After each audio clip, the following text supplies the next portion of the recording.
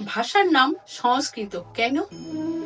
আদিম মানুষ প্রথম আকার ইঙ্গিতে একে অপরের সাথে মনের ভাব প্রকাশ করত, এটা তো আমরা সবাই জানি। তার পরে এলো শব্দ, মানুষ মুখ থেকে শব্দ বের করলো, তারপরে ভাষার উদ্ভব হলো, তার উপরে মানুষ লিখতে শিখলো। যখন এই মনের ভাষাকে মানুষ লিখতে শিখলো, তখন তার ব্যাকরণগত রূপ দেওয়ার জন্য বিভিন্ন সংস্কারের মাধ্যমে যে ভাষা তৈরি হলো বা যে বই অক্ষর মানুষ লিখলো, তার নাম হলো সংস্কৃত। সংস্কারের মাধ্যমে এসেছিল বলে এই ভাষার নাম হলো সংস্কৃত। আমাদের পবিত্র গ্রন্থ গীতা এই সংস্কৃত ভাষায় রচিত।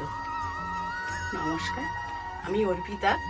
আমরা এর পরের পর্বে জানবো গীতা কি, কেন পড়বো, কেন পড়া উচিত,